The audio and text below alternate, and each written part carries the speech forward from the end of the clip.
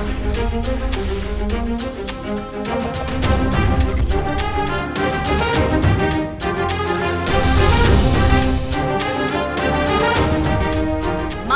மன்றம் சூழும் தேர்தல் மேகம் மாறுகிறதா கூட்டணி வானிலை?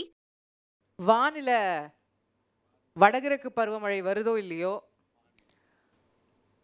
மழை மேகங்கள் சூழுதோ இல்லையோ, தேர்தல் மேகங்கள் நிச்சயமாக நம்மை சூழ்ந்திருக்கிறது அப்படிங்கிறது தெரியுது. இந்த மழை காலம் வந்துட்டாலே 2-3 விதமான மக்களை நம்ம பார்க்க முடியும். அப்படியே ஜன்னலோரம் நின்றுட்டு அப்படியே சூடாக டீ குடிச்சிட்டு ஆஹா ஒரு இளையராஜா பாட்டு அப்படின்னு சொல்லிட்டு ஒரு அருமையாக மழையை ரசிக்கிற ஒரு கூட்டம் என்றைக்குமே இருந்துகிட்ருக்கோம். யாருக்கு தான் பிடிக்காது இல்லை?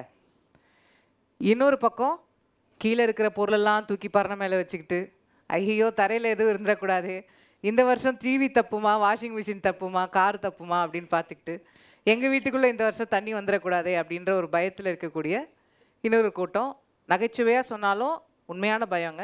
நிறைய பேருக்கு ஒரு மழை காலத்துக்கும் ஆயிரமாக பணத்தை இழக்கக்கூடியவர்கள் இருக்கிறாங்க. பட் அதை தாண்டி வரக்கூடிய அடுத்த ஆண்டு தேர்தல் ஆண்டு அப்படிங்கிறதுனால இந்த மழை காலத்தில் தேர்தல் வானிலையிலும் கூட மாற்றங்கள் இருக்குமோ அப்படிங்கிற விஷயம் பேசப்படுது. அணி மாற்றங்கள் ஏற்பட போகிறதா? நம்ம போன வாட்டியே பேசினது மாதிரி இந்த தீபாவளிக்கும் பொங்கலுக்கும் இடையில என்ன நடக்க போகுது அப்படிங்கிறது தான் தமிழக அரசியலை தீர்மானிக்க போகிறதா? ஒரு பக்கம் அதோ கொடி பறக்கிறது பார், பிள்ளையார் சுழி போட்டுட்டாங்க அப்படின்னு எடப்பாடி பழனிசாமி அவர்கள் நேரடியாகவே சொல்கிறார் தமிழக வெற்றி கழகத்தை நோக்கி. பாஜக அவங்களுக்கு ஆதரவாக இருக்காங்க பாருங்க, பாஜக காரங்க அவங்களுக்கு குரல் கொடுக்குறாங்க, கேஸ் போடுறாங்க அப்படின்னு இந்த தாவேகாவை சுற்றிய ஒரு அரசியல் அது எந்த பக்கம் போக போறாங்க அப்படிங்கிற கேள்வி நடந்து கொண்டிருக்கிறது. அவங்க ஏதோ அதிமுக பாஜக கூட்டணிக்கு போக போறாங்க அப்படின்னு ஒரு சிலர் சொன்னா, இன்னொரு பக்கம் கை எங்களை விட்டு போய்விடாது அப்படின்னு துணை முதலமைச்சர் சொல்கிறார். கூட்டணி ஆட்சி என்கிற கொள்கையில் நாங்கள் உறுதியாக என்றுமே இருக்கிறோம் அப்படின்னு விசிக திரும்ப திரும்ப சொல்லி வருகிறது. ஆனால் கடைசியாக ஒரு லைன் சேர்த்துப்பாங்க, ஆனாலும் நாங்கள் திமுக கூட்டணியில் தொடர்கிறோம் அப்படின்னு ஒரு லைன் சேர்த்துப்பாங்க. அப்போ அதுலேயும் ஒரு கேள்விகள் இருக்கோ அப்படின்னு சிலர் கேள்வி எழுப்பிட்டே வராங்கன்னு வச்சுக்கோங்க. காலங்காலமாக இது வரைக்கும் அந்த கூட்டணி ஸ்ட்ராங்காகவே தான் இருந்துகிட்ருக்கு. அப்படியே தான் தொடரப்போகிறதா அப்படின்ற ஒரு கேள்வியும் சிலர் எழுப்பிட்டு இருக்காங்க. ஸோ எல்லா பக்கமும் கேள்விகள் தொடர்கின்றன.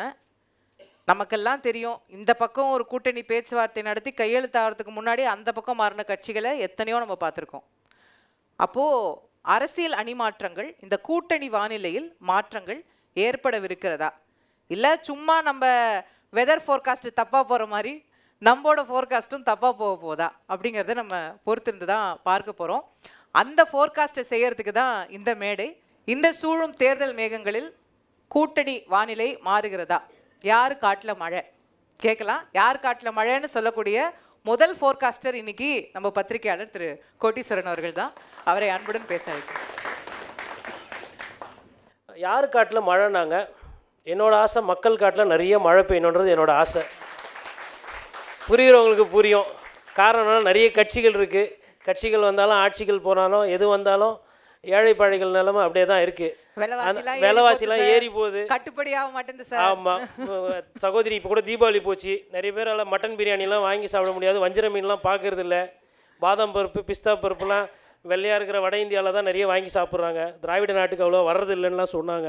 இப்போ அதெல்லாம் வச்சு பார்க்கும்போது வரக்கூடிய தேர்தல் ஒரு திருவிழாவாக இருந்து எல்லா கட்சியும் யார் பெரிய கட்சின்னு கொள்கை ரீதியாக காட்டுறதை விட மக்களை யார் குஷிப்படுத்துறது, மக்களை யார் சந்தோஷப்படுத்துறது, மக்கள் பிரச்சனையை யார் கேட்குறது அப்படின்னு ஒரு ஒரு ஒரு விஷயத்தில் போச்சுன்னா அது ரொம்ப நல்லா இருக்குன்ற மாதிரி நான் பார்க்குறேன். ஆனால் மெசேஜ் ரிசீவ்டுங்க.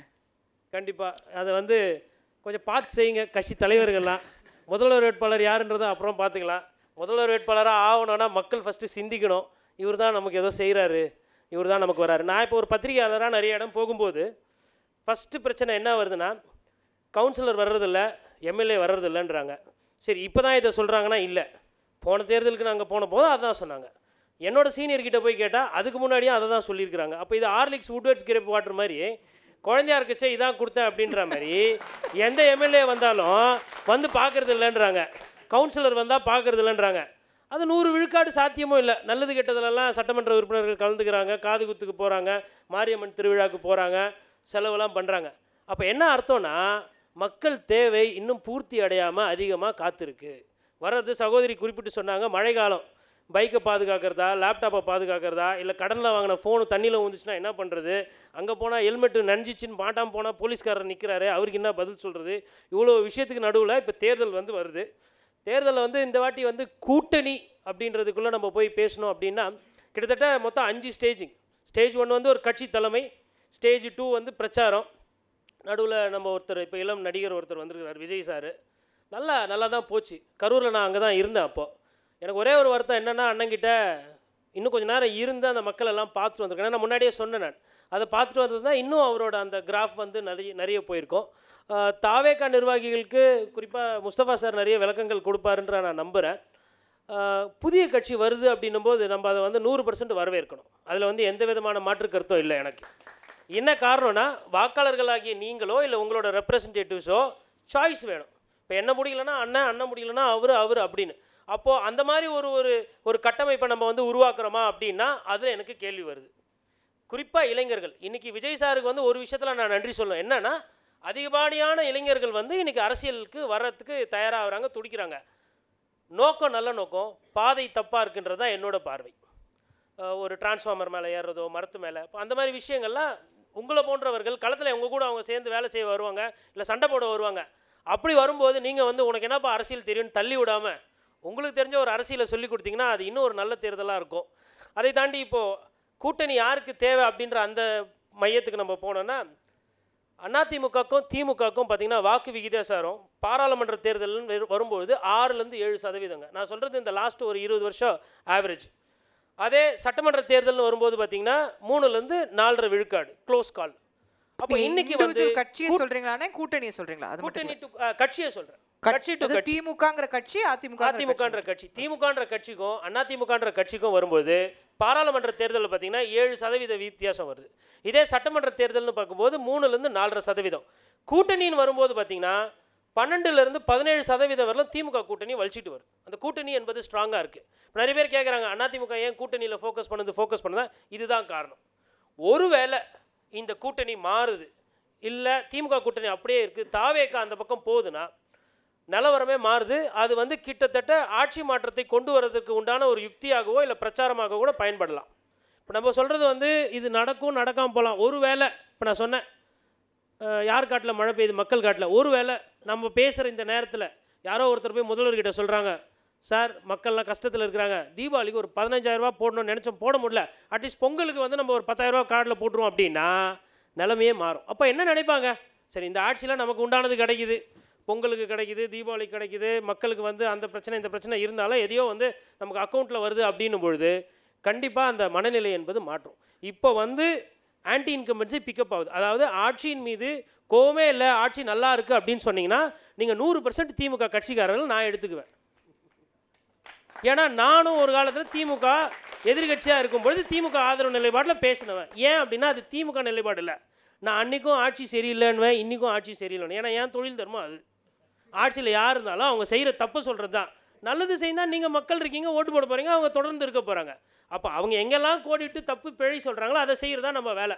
பட் இதில் இப்போ இந்த தேர்தல் என்ன சிறப்பு அப்படின்னு பார்த்தீங்கன்னா, தாவேகா என்ன சிலபஸ் பண்ண போகிறாரு, இப்படி கை வச்சு இப்படி சொல்லிட்டு போயிடுவாரா, இல்லை உண்மையிலே பஞ்சு டைலாக் பேசுவாரா, இல்லை எம்ஜிஆர்னு சொல்கிறாங்க. இங்கே இருக்கிறவங்களுக்கு மட்டும் இல்லை, இவங்களுக்குமே அவுட் ஆஃப் சிலபஸ். ஸோ அப்போ அவுட் ஆஃப் சிலபஸ்னும் போது இப்போ அனிருத் தான் கூட்டின்னு வரணும், அண்ணனுக்கு ஏற்ற மாதிரி டிஜே எல்லாம் போட்டு பண்ணணும்னா. ஆனால் மக்கள் ஒரு விஷயத்தை ரொம்ப கூர்ந்து கவனிப்பாங்க தேர்தலுக்கு முன்னாடி. என்னன்னா, கூட்டணி யார், கூட்டணி பலமாக இருக்கா. அது என்னன்னா பர்செப்ஷன் பேட்டில் என்று சொல்லுவாங்க. இப்போ ஒரு கூட்டணின்னு ஒன்று அமைஞ்சிச்சு பலமாக இருக்குன்னா அதை வைத்து வாக்கு கேட்கும். இந்த தேர்தல் 2 கட்சிகளுக்கு உண்டான தேர்தலாக இருக்க போகுதா, இல்லை அது பலமுனை போட்டிகளா அப்படின்றது பார்க்கணும். அதற்கு முன்னாடி ஒருவேளை கூட்டணிகள், அதாவது தாவேகா ஒருவேளை முஸ்தபா சார் இருக்கார், அவர் விஜய் சார் கிட்ட பேசி, சார் உங்கள் கூட இருக்கிறவங்களாம் தப்பாக சொல்கிறாங்க சார், 30% இல்லை, நீங்கள் கொஞ்சம் யதார்த்தத்துக்கு வாங்க, அவர் வேற கூப்பிட்டுனே இருக்கிறாரு, நம்ம போயிட்டோன்னா நம்மளோட காமன் எதிரி திமுக. அப்போ உங்களுக்கு சிஎம் சார் இப்போ ஸ்டாலின் இருக்கிறது ஓகே, நாளைக்கு உதயநிதி கூட முதலமைச்சர் ஆகலாம், ஐயா அவர் கூட ஆகலாம், இதெல்லாம் உங்களுக்கு ஓகேவானு கொஞ்சம் ஆழ் மனசில் சொன்னார். இல்லை ஓகே இல்லை, சாங்லாம் வேணாம், நம்ம படத்துக்கு நேராக போனால் நம்ம அரசியலுக்கு போனது கூட வந்துடுவார் அண்ணன். இந்த நொடி வரையிலும் சீரியஸ் பாலிடிக்ஸ் சார் வரல. ஒருவேளை தாவேகா கூட்டணி அமைக்குது அதிமுகவோடனா திமுகவுக்கு அது வந்து ஒரு பெரிய பின்னடைவு. இது நான் என்னோட பதிவு. ஒருவேளை அவர் தனித்தே நிற்கிறார் அப்படின்னா சபாஷ், சரியான போட்டி. யாருக்குன்னா திமுக அதிமுக. நான் சொல்கிறேன், தாவேகா ஃபேஸ்புக் ட்விட்டரில் நிறைய ஓட்டு போடுவாங்க. நீங்களாம் அதை பற்றி கவலைப்பட வேணாம்.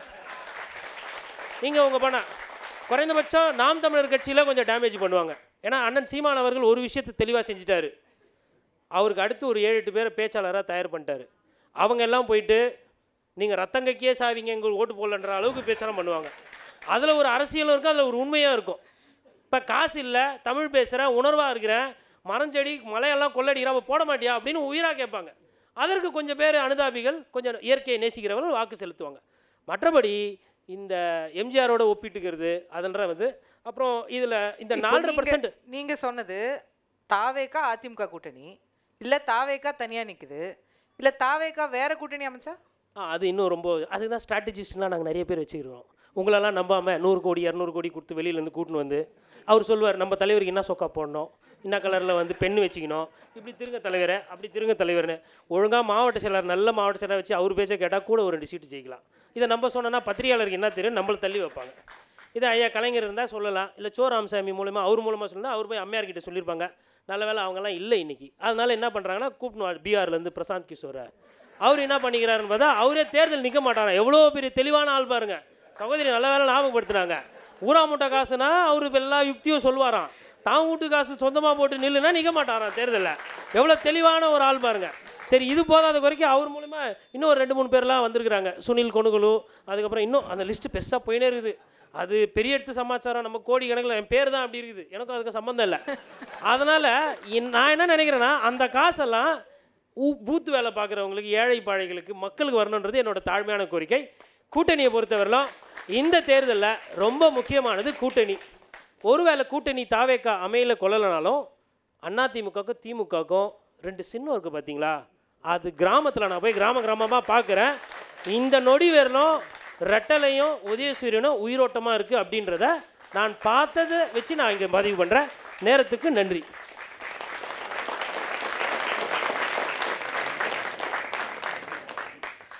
அண்ணனை தான் மழை போல நம்பி இருந்தேன்.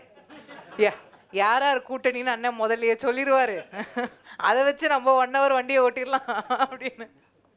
அண்ணனும் பொடி வச்சே பேசிட்டதுனால இனிமேல் என்னோட வேலை கொஞ்சம் கடினமாயிருச்சு. அவருடைய அருமையான, அவர் ஹாஸ்யமாக பேசினாலும் ஆழமாக பேசக்கூடியவர். அவருடைய பேச்சுக்கு நன்றி.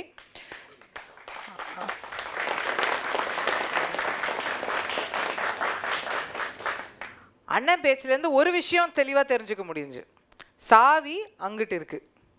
இப்போ முஸ்தபா சார் என்ன சொல்ல போகிறாரோ அதை வச்சு தான் இந்த வானிலை சரியாக இருக்க போதா இல்லையா, யார் காட்டில் மழை அப்படிங்கிறது தெரிய போகுது. அதனால் அன்புடன் திரு முஸ்தபா அவர்களை பேச அழைக்கணும். நேற்று தமிழ்நாட்டில் வந்து பார்த்திங்கன்னா மழை ஆரம்பிச்சிருச்சு. Red alert, orange alert, green அலர்ட்லாம் கொடுத்தாங்க. கொடுத்துட்டே இருக்கும் போது என் பையன் வந்து ஃபோனில் பேசுகிறான். உங்களுக்கு பச்சை கலர் அலர்ட் தரேனே, ஃபோனில் பேசுகிறான். ஆரஞ்சு கலரா? அது கூட இருக்கு. ஆரஞ்சு கலரா? ஆபத்தான கலரு.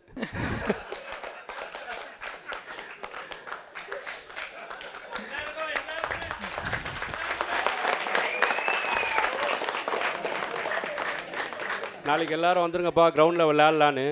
என்னடா ரெட் அலர்ட் கொடுத்துருக்குறாங்க, மழை ஜோன் கொட்ட போகுதுன்னு சொல்கிறாங்க, நீ வாட்டுக்கு எல்லாரையும் விளையாட்டுக்கு வர சொல்ல கூப்பிட்றிய. திமுக சொன்னதை என்னைக்கு செஞ்சுருக்கு? திமுக சொன்னது ஒன்றுமே நடக்காது. திமுக கொடுத்த வாக்குறுதியும் நடக்காது, திமுக இருக்கிற கூட்டணியும் நிலைக்காது. அதனால் வானொலி எப்படி வந்து மாறி மாறி இருக்கின்றதோ, இந்த தேர்தல் காலம் நெருக்கமாக இருந்தாலும் இந்த தேர்தலில், தமிழ்நாட்டு தேர்தலில் கூட்டணி மையமாக வைத்து வாக்கு வங்கியை ஈட்டி ஆட்சி அதிகாரத்தில் உட்கார்ந்தாலும், ஆனால் இன்றைக்கி நடக்க போகிற தேர்தல் வந்து பார்த்திங்கன்னா ஒரு வித்தியாசமான தேர்தலாக நான் பார்க்குறேன். 2026 இது வந்து இந்த இப்போ நடக்கக்கூடிய கூட்டணி 5 மாத காலம் இருக்குது. இந்த 5 மாத காலத்தில் எவ்வளோ கூட்டணி வந்து முடிவாகும், எவ்வளோ வெளிப்படுத்த தெரியும், எவ்வளோ வெளிப்படுத்துவாங்க. ஏன்னா மக்கள் மன்றத்திலேயே ஒரு ரவுண்டு தான் நம்ம பேச்சு, எங்களுக்கெல்லாம் ஒரு ரவுண்டு தான். தேர்தலில் 40 ரவுண்டு பேசுவாங்க. 40 ரவுண்டு பேசினதுக்கு அப்புறம் தான் தேர்தல் முடிவே எட்டப்படும்.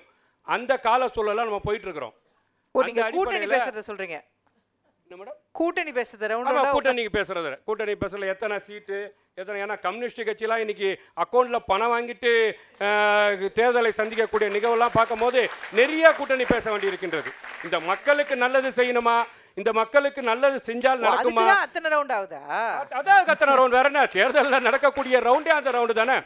இப்போ வரக்கூடிய தேர்தல் வந்து பார்த்தீங்கன்னா மரியாதைக்குரிய தமிழகத்தின் வெற்றி கழகத்தின் தலைவர் விஜய் அவர்கள் களத்தில் வந்திருக்கிறார். இப்போ எப்பவுமே பார்ப்போம், அதிமுக தேர்தலில் ஜெயிக்க போதா, திமுக தேர்தலில் ஜெயிக்க போதா, இது யார் வந்து இந்த வெற்றி வாய்ப்பை சூட போகிறாங்க, எந்த கூட்டணி அமைய போகுது, கலைஞரா ஜெயலலிதாவா, ஸ்டாலினா எடப்பாடி பழனிசாமியா, இந்த அடிப்படையில் தமிழக தேர்தல் களம் போயிட்டு இருந்துச்சு. 2026 தேர்தலில் நீங்கள் நெல்லை அணிந்து வச்சுக்கோங்க.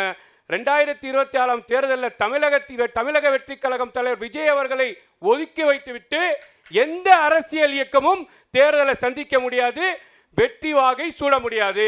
அதன் களம்தான் இன்னைக்கு திமுக அரசாங்கம் வந்து பார்த்தீங்கன்னா எதற்கு இவ்வளோ பயம் இவ்வளோ அச்சம் அப்படின்னு கேட்டிங்கன்னா, தமிழக வெற்றி கழகம் களத்தில் வந்துருச்சு.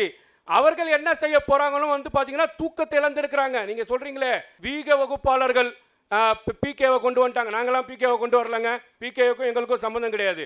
ஆனால் 1000 கோடி 100 கோடி கொடுத்து பிகேவை கொண்டு வந்தது திமுக. இன்னைக்கு ராபின் சர்மாவை கொண்டு வந்தது திமுக. யாரும் கூட்டணியை இழந்து விடக்கூடாது. கூட்டணியை இழந்து விட்டால் 10 வருஷ ஆட்சியை இழந்து இந்த 5 வருஷ ஆட்சியை சுகபோக ஆட்சியாக நடத்தி கொண்டிருக்கின்றோம், மக்கள் விரோத ஆட்சியாக நடத்தி கொண்டிருக்கின்றோம். இந்த ஆட்சியை நம்ம காவு கொடுத்து விட்டு விடுவோம் என்று யூக வகுப்பாளரை கொண்டு வந்து அண்டா செம்பு கிளாஸு எல்லாத்தையும் வைத்து அதிமுகவும் தாவேகாவும் கூட்டணி சேர்ந்தா இந்த தமிழகத்திலே ஆட்சி மாற்றம் வரும் என்ற பயத்தில் இன்னைக்கு வந்து தமிழக வெற்றி கழகம் தலைவர் விஜய் அவர்களை பார்த்து இந்த திமுக அரண்டு கொண்டிருக்கின்றது, தூக்கத்தை இழந்திருக்கு. சரி கேட்குறேன், திமுக அரசாங்கம் தான் வந்து பார்த்தீங்கன்னா 13 கூட்டணி வைத்திருக்கின்றது. டெய்லி காலையில் எழுந்த உடனே கம்யூனிஸ்ட் பல் தேய்ச்ச உடனே நாங்கள் திமுக கூட்டணியில் இருக்கிறோம், விடுதலை சிறுத்தை டிஃபன் சாப்பிட்டோம் நாங்கள் திமுக கூட்டணியில் இருக்கிறோம், இன்னும் லெஃப்ட் ஏங்க மத்தியானம் சாப்பிட்டோன்னே நாங்கள் திமுக கூட்டணியில் இருக்கிறோம், 10ஆவதுக்கு வேல்முருகன் அண்ணே சாயங்காலம் வடை சாப்பிட்டோம் நாங்கள் திமுக கூட்டணியில் இருக்கிறோம். இங்கே வந்து பார்த்தீங்கன்னா கை இருக்கா இல்லையா, கை நாங்கள் நைட்டு சாப்பிட்டோம் நாங்கள் திமுக கூட்டணியில் இருக்கிறோம். திமுக கூட்டணியில் இருக்கிறோம்னு காலையிலேருந்து சாயங்காலம் வரைக்கும் எங்கள் கூட தான் இருக்கிறாங்கன்னு ஊர்ஜிகத்தை பண்ணிட்டு தனக்குத்தானே கிள்ளி அந்த அந்த இதே ருசியை அனுபவித்து கொண்ட இடத்துல தான் திமுக இருக்கு. இந்த கூட்டணி எந்த அளவு திமுக கூட்டணி நிரந்தரமாக இருக்கு கொஞ்சம் யோசிச்சு பார்த்தீங்களா? திமுக கூட்டணியில் இருக்கிறவர்கள் இன்னைக்கு குழம்பி போயிருக்கிறாங்க. திமுக செய்யக்கூடிய 5 வருஷ மக்கள் விரோத ஆட்சியை, திமுக செய்யக்கூடிய தேர்தல் நிறைவேற்றாத தேர்தல் வாக்குறுதி இன்னைக்கு வந்து திமுக கூட்டணியில் இருக்கிறவங்க 2026 தேர்தலில் மக்களை சந்திக்கும் போது நம்ம எந்த முகத்தை வச்சுக்கிட்டு இன்னைக்கு நம்ம வாக்கு சேகரிக்க போறோம் என்று குழப்பத்தில் இருக்கிறாங்க. இது யார் சொல்றா? இதை யார் சொல்றா? திமுக கூட்டணியில் இருக்கிறவங்க சொல்றாங்க. திமுக கூட்டணியில் இருக்கக்கூடிய காங்கிரஸ் அரசாங்கம் சொல்லுது இன்னைக்கு வந்து பாத்தீங்கன்னா திமுக ஆட்சியில் இருக்கு. நீங்க கம்யூனிஸ்ட் வந்து பாத்தீங்கன்னா திமுக கூட்டணியில் இருக்கக்கூடிய கம்யூனிஸ்ட் தொழிலாளர் பிரச்சனையில குமரிட்டு இருக்கிறாங்க. என்ன செய்ய முடியும் சொல்ல முடியல. கம்யூனிஸ்டை வைத்து முதலாளித்துவத்தை எதிர்த்து நடத்தக்கூடிய கம்யூனிஸ்ட் இயக்கங்கள் இன்னைக்கு வந்து பாத்தீங்கன்னா சாம்சங் பிரச்சனை தொழிலாளர் பிரச்சனையில திமுகவை நம்பி வாக்கு சேகரித்து ஆட்சி கட்டில அமர்த்தி இன்னைக்கு வந்து ஒண்ணுமில்லாமல் கம்யூனிஸ்ட் இயக்கங்கள் மகம் சுழிச்சு கொண்டு நின்று கொண்டு இருக்கிறார்கள். அது மட்டுமா இப்போ உங்களோட வராங்களா அவங்களா? நீங்க பார்க்க தானே போறீங்க. அதான் நான் சொல்றேன், 5 மாசம் கழிச்சு யார் எங்க போறாங்க, என்ன நடக்க. தமிழ்நாட்டு அரசியல் வரலாறு உங்களுக்கு தெரியாதா மேடம்? கிளாஸ் இருக்கு, பால் இருக்கு, பழம் இருக்கு, பசி இருக்காது. ஆனா கோபாலபுரத்தில் போற டியூட்டன் அடிச்சு கோயல் கார்டன்ல போன வரலாறு நம்ம பார்த்தோமா இல்லையா? அந்த அளவு தமிழக அரசியல் களத்தில் கூட்டணி மாற்றங்கள் இருக்கும். தமிழக அரசியல் களத்தில் நீங்க கூட்டணி மாற்றத்தை சாதாரணமா நினைச்சிடாதீங்க. அப்ப விஜயும் யூட்டன் போட்டு எங்கேயோ போறாரு. விஜய் பக்கம் யூட்டன் போட்டு பல பேர் வர போறாங்க. விஜய் அவர்கள் பின்னால் யூட்டர்னை போட்டுட்டு பல பேர் அரசியல் மாற்றத்துக்காக இந்த திமுகவை நம்பி கூட்டணியில் இருந்தவர்கள் இன்னைக்கு திமுகவை நம்ம நம்பி களத்தில் இறங்கினா ஜெயிக்கக்கூடிய குதிரை கிடையாது. இந்த ஆட்சி மாற்றம் நீங்க சொன்னீங்க தீபாவளிக்கும் பொங்கலுக்கும் நடுவில் ஒரு மாற்றம் நடக்க போகுதுன்னு. நடுவில் போகி இருக்கு, பழையதை கழிக்க வேண்டும். பழையதை கழித்து புதிய ஆட்சி வருவதற்காக இங்க இருக்கக்கூடிய கூட்டணி கட்சிகள் முடிவு செஞ்சுட்டாங்க. அது மட்டுமா வேல்முருகன் என்ன சொல்றாரு? என்னோட தொகுதிக்கு ஒண்ணுமே இல்லை, என்னோட தகுதி அமைச்சர் வந்தா எங்கேயும் எங்களை கூப்பிடுறதே கிடையாது. அண்ணன் வைகோ அவர்கள் கூட இருக்கிறார். வைகோ அவர்கள் என்ன தெரியுமா சொல்றாரு, ஐயோ என் சின்னத்தில் நிற்க வச்சிருங்க, தயவு செய்து என்னை ஜெயிக்க வச்சிருங்க.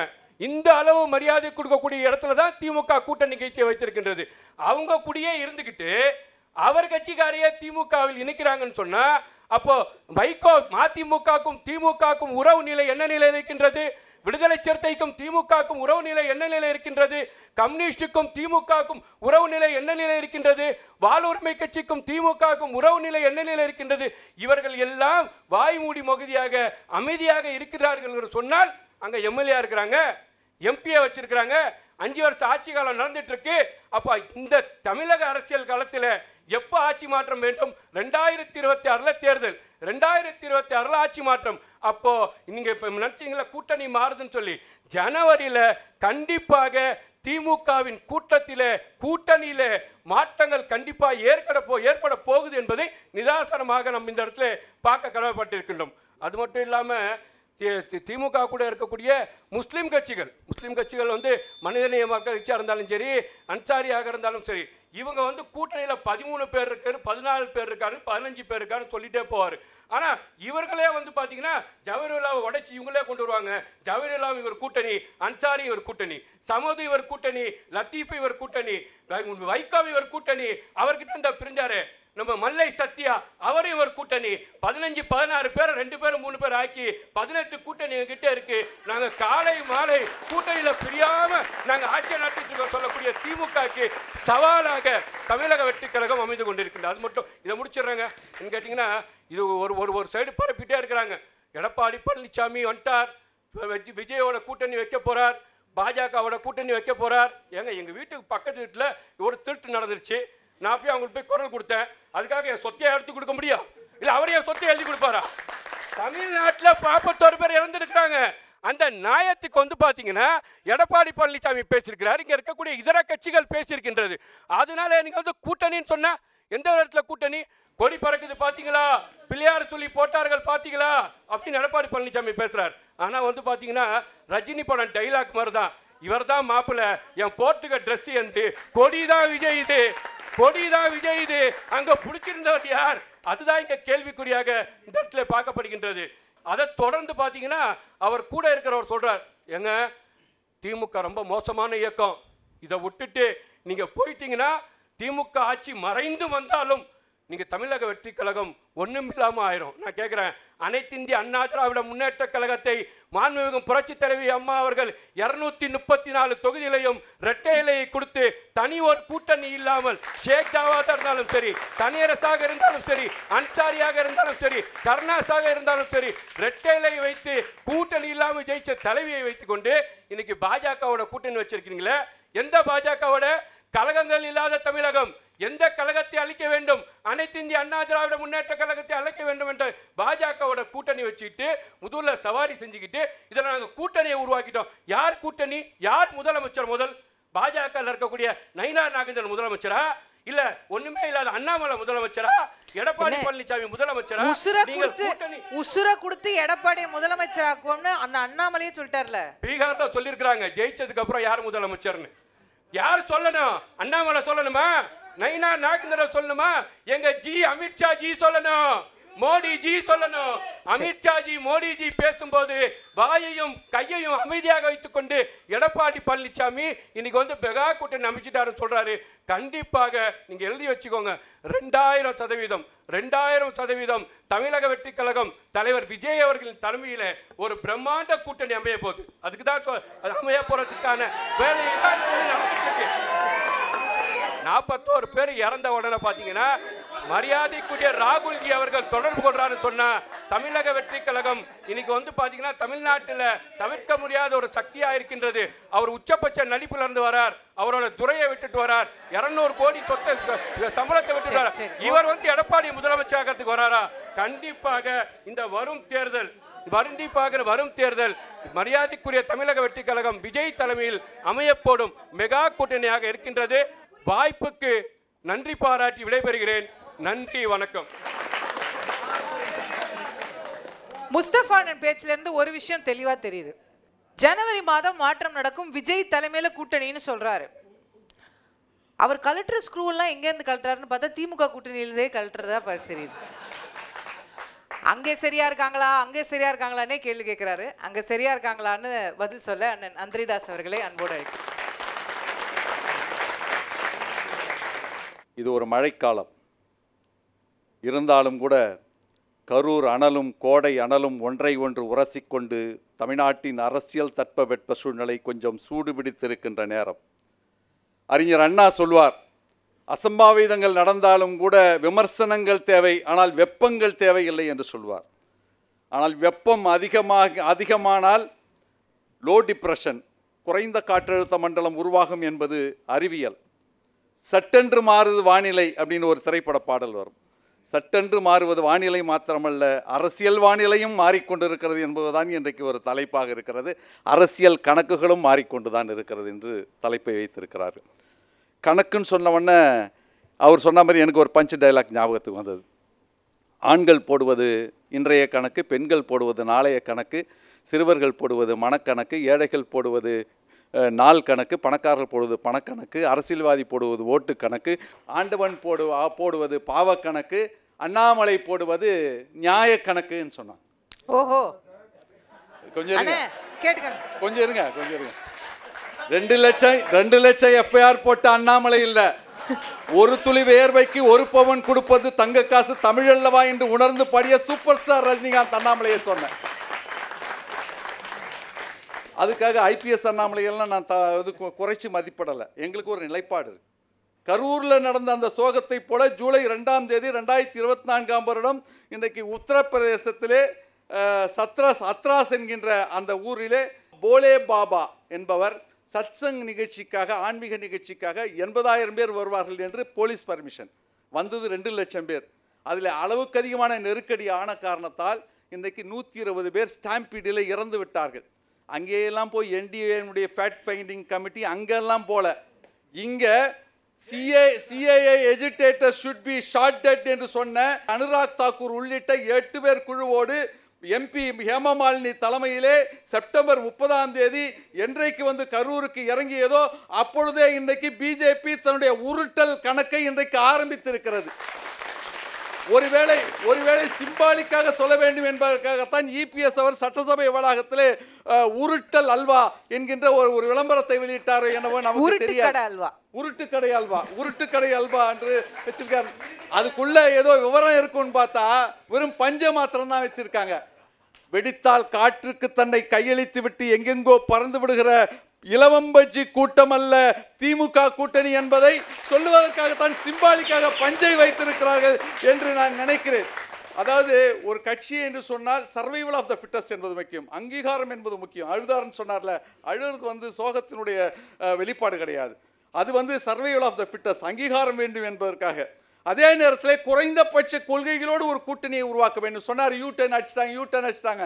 8 வருஷமா இங்க நோ டர்ன் தான். திமுக கூட்டணியில் 8 வருஷமா நோ டர்ன்ல தான் இருக்கிறோம்.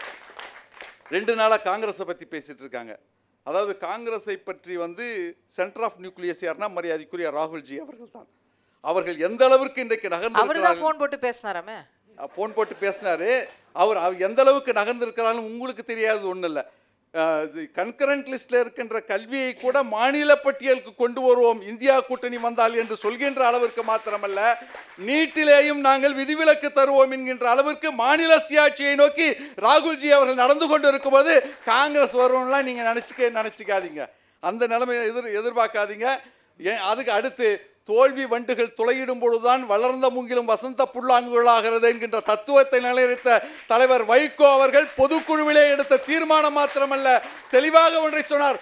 1000 ஆச்சரியங்கள் எங்களுக்குள்ளே இருந்தாலும் கூட சென்ட்ரலைசேஷன், கமர்சியலைசேஷன், கம்யூனலைசேஷன் என்கின்ற அதிலே 8 வருடமாக நாங்கள் பயணித்துக் கொண்டிருக்கிறோம். இந்த பயணம் தொடரும் சொல்லிட்டு இருக்காங்க. பிசிகேவா நீவா வெளியன் இந்த கிட்னி எடுப்பதற்காக ஒருத்தர் கூடுவாங்க, நீவா வெளியன். அதே மாதிரி விசிகே அவர் என்ன சொன்னார்னா, முதல்ல பிஜேபி கூட இருக்கிற கூட்டணி அறுத்துட்டு வாங்க அப்புறம் யோசிப்போன்னு அவர் ஒரு கொக்கி போட்டு வச்சிருக்கிறார். ஆக அதுவும் வரதுக்கு வாய்ப்பு யோசிக்கிறாரு. யோசிக்கலாம் இல்லை, தெளிவாக சொல்லிட்டே இருக்கிறாரு. நீங்க தான் யோசிக்க வைக்கிறீங்க. டிவிகே பொறுத்தவரையிலும் எங்களுக்கு ஒன்றும் அச்சம் கிடையாது. அதாவது சொல்லுவாங்க என்டிஆரை எம்ஜிஆரோடு ஒப்பிடலாம், மக்கள் தலைவர் எம்ஜிஆரோடு ஒப்பிடலாம். ஆனால் எம்ஜிஆரை யாரோடும் ஒப்பிட முடியாது. இவரை ஒப்பிட வேண்டும் என்று சொன்னால் வேண்டுமானால் 2008 பிரஜாராஜ்யம் ஆரம்பித்த சிரஞ்சீவிக்கு கூட வேண்டுமானால் ஒப்பிடலாம். ஏன்னா அவர் 2008 தொடங்கினார், 2009 எலெக்ஷன் பார்த்தாரு, 18 எம்எல்ஏ, அதுக்கப்புறம் 3வது வருஷம் எடுத்துன்னு போய் தேசிய கட்சி கூட இன்றைக்கு சேர்த்து விட்டார். ஆனால் டிவிகே வந்து தடம் மாறிவிட்டது என்று நான் சொல்ல வரலை. ஆனால் கொஞ்சம் தடுமாற்றம் தெரிகிறது என்பதுதான் இன்றைக்கு இருக்கிற பிரச்சனை. தடுமாற்றம் கொஞ்சம் தெரியுது.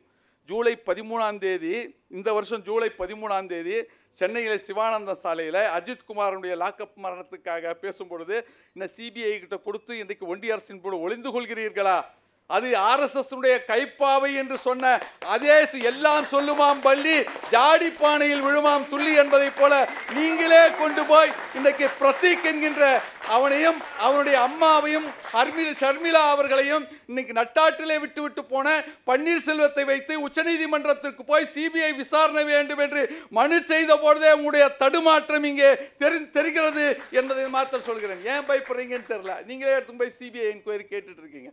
ஒருத்தன் வெள்ளத்தோட போயிட்டே இருந்தானா, அடிச்சுன்னு போயிட்டே இருந்தானா, கரையில் இருந்தவனா கத்தினான, டேய் எதையாவது புடிடா அப்படின்னாங்க. அவனும் ஒருத்த கருப்பா வந்ததுன்னு சொல்லிட்டு உன்னை பிடிச்சானா. பிடிச்சிட்ட பிறகு கொஞ்ச நேரம் பொறுத்து தரையிலேருந்து மறுபடியும் சவுண்டு வந்துதான், டேய் அதை விட்டுறா நீ பிடிச்சிருக்கிறது கரடிடான்னாங்களாம். அப்போ அவன் சொன்னானா, நான் எப்பயோ விட்டுட்டேன், அதுதான் என்ன விட மாட்டேந்து. இப்போ எங்க போய் மாட்டீங்கன்னாங்க தெரியுங்களா? நான் சொல்றேன், அஸ்ஸாமிலே இருக்கின்ற ஹிமாந்தா பிஸ்வாஸ், அதுக்கு பிறகு மகாராஷ்டிராவிலே இருக்கின்ற ஏக்நாத் ஷிண்டே, நாராயண ராணே, அஜித் பவார், இவர்களெல்லாம் இன்றைக்கு இடியாலே சிபிஐயாலே இன்றைக்கு காயடிக்கப்பட்ட அரசியல் காய்கள். இன்னும் டிவிகே மொழியிலே சொல்ல வேண்டும் என்று சொன்னால் பாசிசத்துக்கான பாயாசமானவர்கள் இவர்கள் எல்லாம் என்பதை ஒரு நிமிடம் நீங்கள் நினைத்து பார்க்க வேண்டும். அதிமுகவை பொறுத்தவரை நொடிக்கு நொடி அதிரடி என்ற மாதிரி அவங்களுக்கு என்ன பிரச்சனை அப்படின்னு நமக்கு தெரியல. ஒருவேளை பிஜேபி கூட்டணி விரும்பலையோ என்னவோ, டிவிகே வந்தால் நல்லா இருக்குன்னு நினைக்கிறாங்களோ இல்லையோ, அக்டோபர் 10ஆம் தேதி குமாரபாளையத்திலே டிவிகே கொடிகளை பார்த்த பிறகு அவருக்கு பளிச்சென்று தெரிகிறது.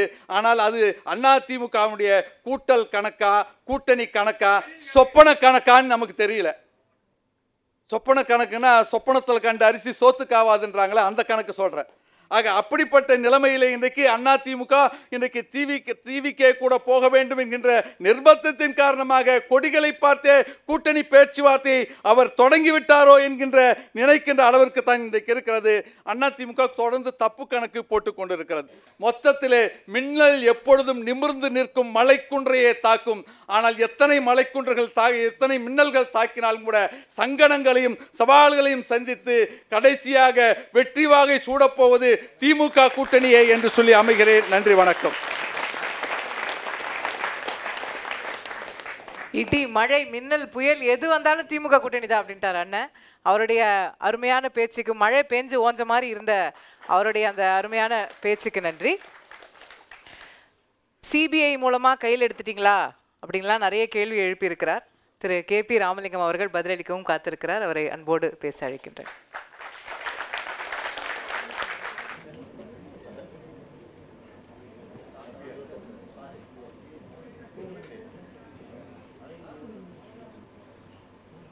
அவருடைய ஃபைலை நான் எடுத்து கொடுத்ததுனால அவரை அழைக்கிறேன். சூழும் தேர்தல் மேகம் மாறுகிறதா கூட்டணி வானிலை?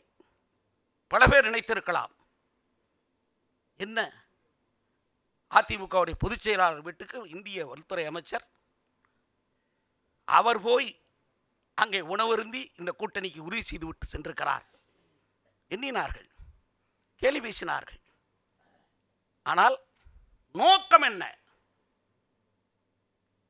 இன்றைய தேவை எது வேண்டும் என்பதை விட எது கூடாது என்பது.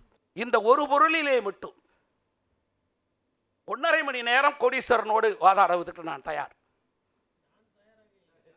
எதற்காக என்றால், நான் எதற்காக அவரை குறிப்பிடுகிறேன் என்றால், கரூர் சம்பவத்தில் சம்பவம் முடிந்தவுடன் விஜய் ஏன் அவசரமாக ஓடினார் என்று கேள்வி கேட்க தெரிந்தவருக்கு, நாட்டின் துணை முதலமைச்சராக இருந்தவர் துபாயிலே சுற்றுப்பயணம் மேற்கொண்டு சார்ட்டர்ட் பிளைட்டிலே தனி விமானத்திலே வந்து இறங்கி போய் சில கூடுதல் நடிகர்களை பக்கத்திலே வைத்துக்கொண்டு அழுது முடித்துவிட்டு திரும்பி அதே சார்ட்டர் பிளைன் அவர் வந்த நேரத்திலிருந்து திரும்பி போகிற வரை சார்ட்டர் பிளைட் திருச்சியிலே நிற்கிறார். அதே பிளைட்ல ஏறி மீண்டும் துபாய்க்கு சுற்றுலா போகிறார். இந்த கேள்வியும் கேட்டிருந்தால் கோடீஸ்வரன் அவர்களை நான் பாராட்டியிருப்பேன். என்னவோ தெரியவில்லை, அவருக்கு என்ன நிர்பந்தமோ தெரியவில்லை, இந்த கேள்வியை அவர் கேட்கவில்லை. கேளுங்கள், அதற்காகத்தான் இதை சொல்லுகிறேன். லாக்அப் மரணம் 26, நீதிமன்ற வளாகத்தில் கொலைகள், பல்கலைக்கழக வளாகத்தில் கொலை, கற்பழிப்பு கொலை, எத்தனை? பாதுகாப்பு எங்கே இருக்கிறது? ஆகவே விஜய் கூட்டணிக்கு வருவார் நம்புறீங்க? விஜய் கூட்டணிக்கு வருவார், வர வேண்டாம் என்று நாங்கள் சொல்லவும் தயாரில்லை, அவர் வர வேண்டும் என்று அழைக்கவும் நாங்கள் தயாராகலை. இதுவரை அது போன்ற முயற்சியும் நாங்கள் எடுக்கவில்லை. அதான் உண்மையை கூட. அதற்கு ஒரே சிபிஐ என்று இதே திராவிட முன்னேற்ற கழகத்தினுடைய அரசு திமுகவுடைய முதலமைச்சர் ஸ்டாலின் அவர்களுக்கு ஆதரவாக ஆளுநர் பிரச்சனையிலே பல்கலைக்கழக துணைவேந்தர் நியமனத்திலே உச்சநீதிமன்றம் ஆணையிட்டவுடன் இதே தினத்தந்தி 8 கால செய்தி போட்டு நீங்களே தந்தி டிவியிலே டொயிங் டொயிங் டொய் என்று போட்டு செய்திகளை போடுகிறீர்கள். திராவிட முன்னேற்ற கழகம் அதையெல்லாம் உடனே அன்றைக்கு பாராட்டுது. இன்னைக்கு உச்சநீதிமன்றம் அதுவும் வழக்கத்திற்கு மாறாக சிபிஐக்கு ஒரு மானிட்டரிங் கமிட்டி போட்டிருக்கிறது. அது எந்த அளவுக்கு நேர்மையானது என்பதை இப்பொழுது புரிந்து கொள்ள வேண்டும். சிபிஐ எடுக்கின்ற முடிவு, அவர் கொடுக்கின்ற அறிக்கைக்கு ஒரு மானிட்டரிங் கமிட்டி உச்சநீதிமன்றத்துடைய ஓய்வு பெற்ற நீதிபதியை தலைமையிலே போட்டு 2 IPS அதிகாரிகளை இன்றைக்கு அறிவித்திருக்கிறார்கள். ஸ்டாலின் மேலே, அரசின் மேலே சந்தேகம் எழுவதற்கு காரணம் இருக்கிறது. காரணம், நிகழ்வு நடந்த இடம் அப்படிப்பட்ட இடம். என்ன சந்தேகம் என்றால், ஒரு மிகப்பெரிய திறமைசாலி, மிகப்பெரிய அறிவாளி, நானும் பார்த்திருக்கிறேன். ஆனால் எனக்கு தெரிஞ்ச ஒரு மிகப்பெரிய அரசியல் தந்திரவாதி ஒருவர் இருக்கிறார் என்றால் நான் பொறுப்பேற்றிருக்கிற அந்த பகுதியிலே தான் இருக்கிறார். அதாவது ஒரு புதிய இலக்கணம். எதிர்க்கட்சி தலைவர் பிரச்சாரத்துக்கு வருகிறார். அவர் பிரச்சாரத்துக்கு வருகிற இடத்தில் அந்த இடத்தை சுற்றி இருக்கிறவருடைய கும்பலை ஒரு கல்யாண மண்டபத்துக்கு கொண்டு போய் அழைத்து அவர்களுக்கு 1000 ரூபாய் இன்றைக்கு கொடுத்து, காலையிலே குடல்கரியோடு இட்லி, மதியம் பிரியாணி, சாயங்காலம் கோட்டா, அதற்கு இடையிலே 3 சினிமா போட்டு எதிர்க்கட்சி தலைவர்களுடைய பிரச்சாரத்துக்கு ஆள் போகக்கூடாது என்று ஒரு புதிய டெக்னிக்கை உருவாக்கிய ஒருவர் அங்கே இருப்பதால் திருவாரூரிலே விஜய் பேசுகிற வரை எந்த நிகழ்வும் நடைபெறவில்லை. பாட்டலுக்கு 10 ரூபான்னு ஆரம்பிச்சதுக்கு பின்னாடி நடைபெற்று இருக்கிறதே அது ஒன்று. அவர் சொன்னார், விஜய சிரஞ்சீவியோட கூப்பிட்டார், எம்ஜிஆரோட ஒப்பிடாத சிரஞ்சீவியோட ஒப்பிடுன்னு. நான் அவருக்கு சொல்கிறேன், அவர் தம்பி பவன் கல்யாணனோட ஒப்பிடலாம்ல, அதில் எத்தனை சூட்சமங்கள் இருக்குது அப்புறம் கணக்கு போட்டுங்க. இன்னொன்று புரிஞ்சுக்கிட்டேன். அணிகள் மாற்றமோ கூட்டணி மாற்றமோ அதனால ஏற்பட நீ சொல்ல வேண்டாம். உனக்கு டைம் பாஸ் ஆயிடுச்சுன்னா போட்டாஸ்மாக்கு.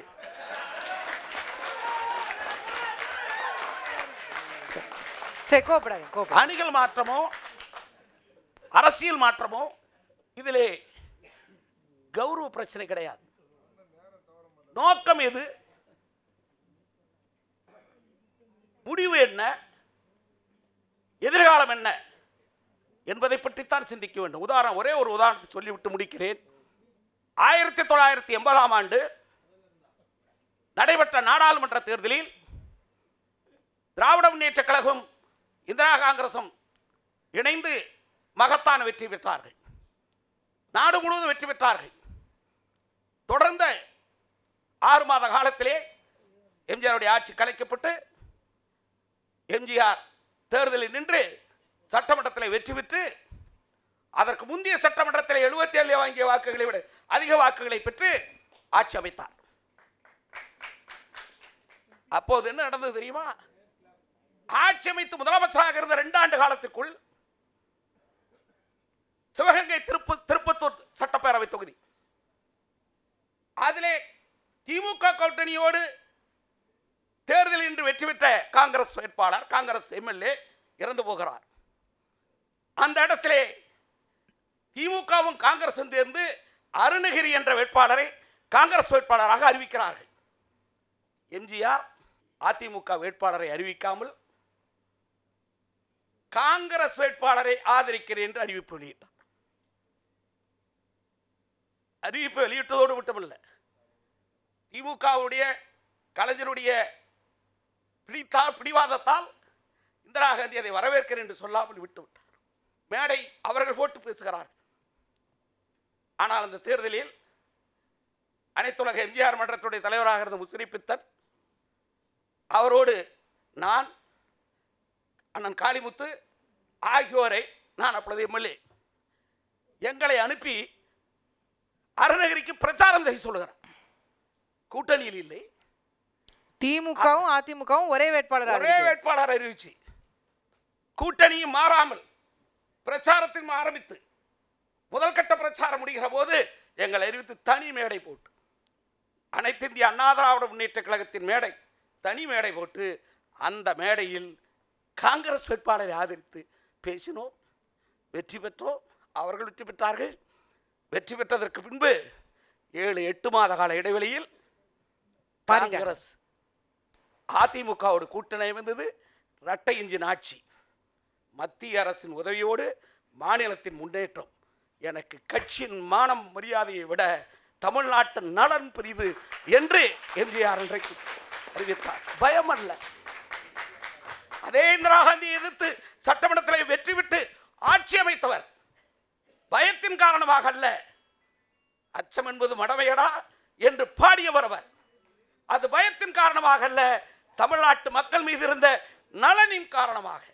அதே நிலையைத்தான் இன்றைக்கு தமிழ்நாட்டில் இருக்கிற அரசியல் கட்சிகள் திராவிட முன்னேற்ற கழகத்திற்கு எதிராக அணி அமைக்க வேண்டியது இந்த தமிழ்நாட்டு நலனுக்காக என்பதை உணர்ந்து செயல்படுங்கள் என்று சொல்லி, தேசம் காப்போம், தமிழக வெல்வோம். நன்றி, வணக்கம்.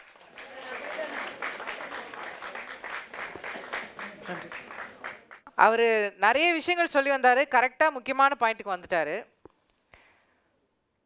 எது எப்படி போனால் என்னங்க, எங்களுடைய ஒரே குறிக்கோள், காமன் அஜெண்டா ஒன்று தான் அப்படின்றத சொல்லிட்டார்.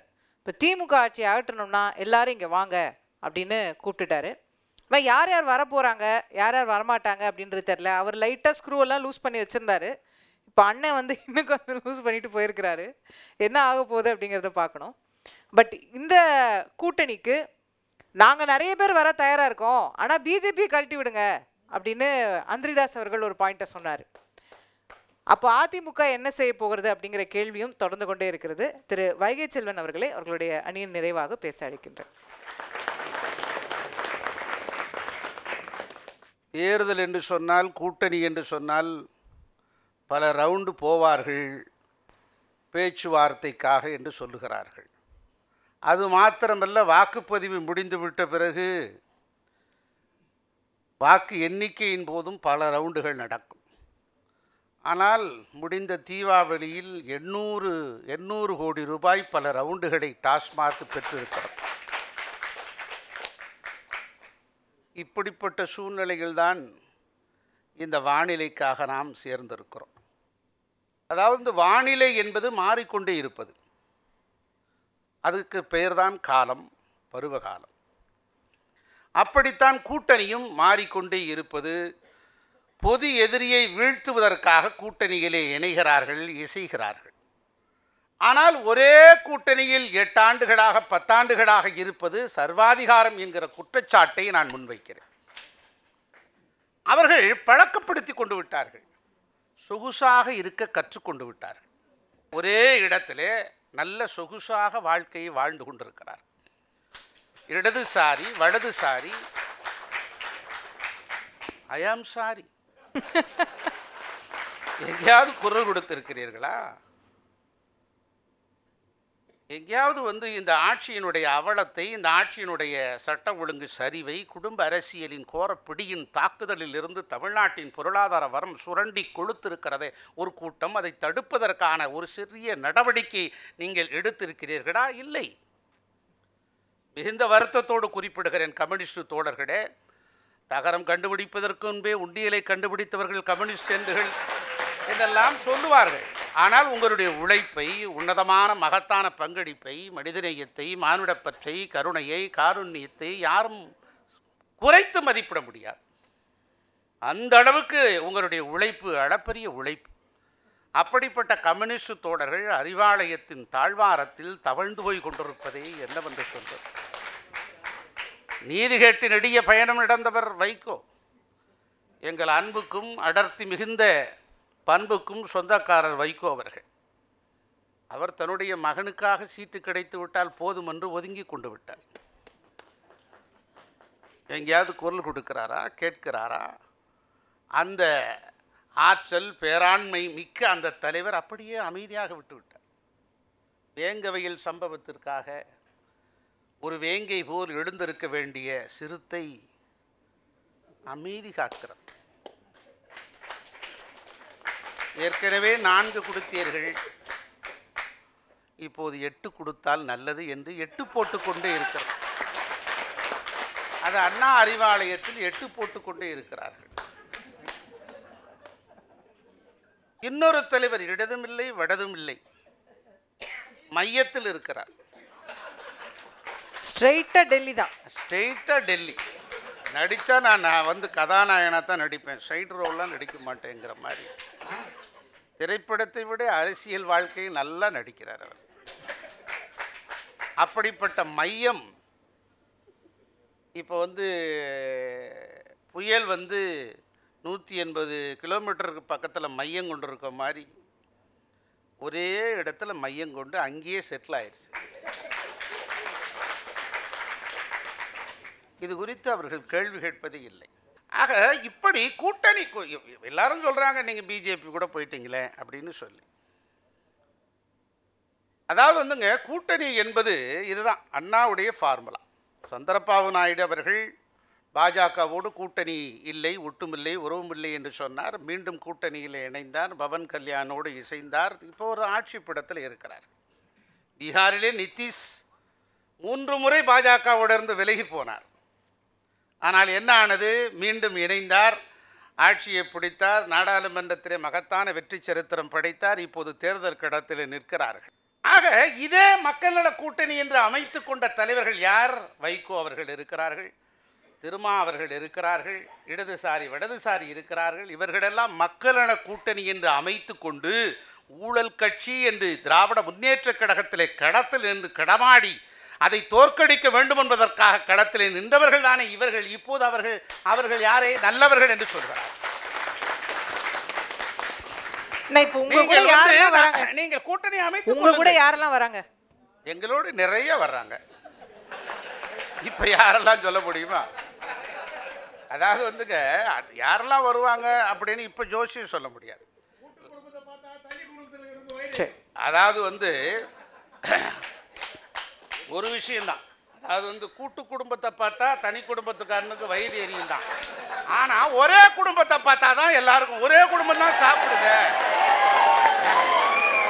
ஒரே குடும்பம் தான் அதிகாரத்தில் இருக்கு. ஆனை சேனை ஆள் அம்பு கோட்டை கொத்தளத்தில் ஒரே குடும்பம் அப்பனும் மகனும் கொடியேற்றுறானே.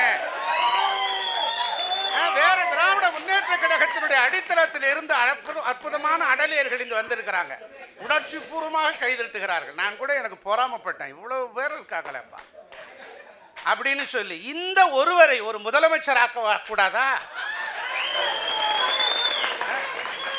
இங்கே ஒரு அன்பு சகோதரர் கண்ணாடி போட்டு வெள்ளை சட்டியோடு உட்காந்துருக்கிறார். அற்புதமாக அவர் ரிங் மாஸ்டர் மாதிரி அப்படிங்கிறாரு. அவ்வளோ பேரும் கைதட்டுறாங்க.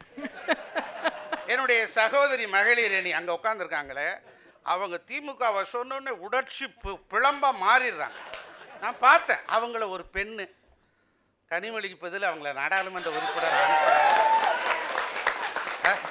இல்லை அவங்களையே முதலமைச்சர் ஆக்கலாம்ல, ஏன் நீங்க ஆக்க மாட்டீங்கிறதான் கேள்வி. எங்கள் எடப்பாடியார் சொல்லுகிறார், இந்த அண்ணா திராவிட முன்னேற்ற கழகத்தில் யார் வேண்டுமானால் முதலமைச்சர் ஆகலாம், யார் வேண்டுமானாலும் பொதுச் செயலாளர் ஆகலாம் என்கிற தகுதியை அண்ணா திராவிட முன்னேற்ற கழகம் பெற்றிருக்கிறது. அதை தான் இன்னைக்கு சொல்ல வரோம். ஆகவே நண்பர்களே, உங்களுக்கும் எனக்கும் பல கருத்து வேறுபாடுகள் இருக்கலாம்.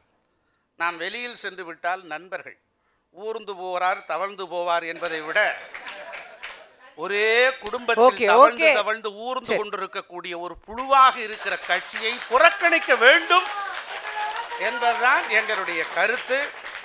ஆக தேர்தலில் கூட்டணி என்பதை வைத்துக்கொண்டு, அதிகாரத்தை வைத்துக்கொண்டு, பணபலத்தை மட்டுமே நம்பிக்கொண்டு தேர்தலில் வெற்றி பெற்று விடலாம் என்று தப்பு கணக்கு போட்டால் நிச்சயமாக இந்த தேர்தலில் தோற்று போய் விடுவார்கள் என்பதுதான் எங்களுடைய கருத்து. நன்றி, வணக்கம்.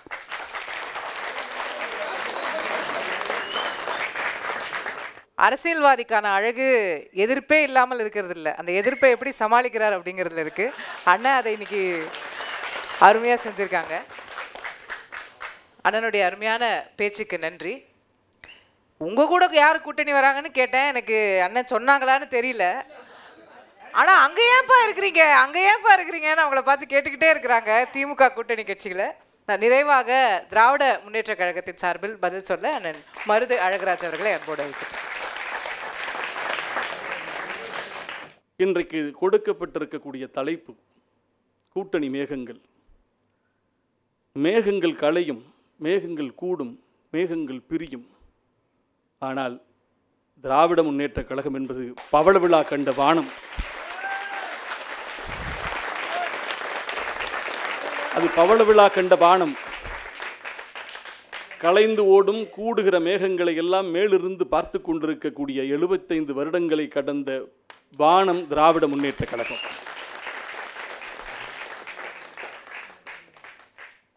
மாங்கல்யத்தின் மகிமையை மனைவி அறிவால், கணவன் அறிவான்.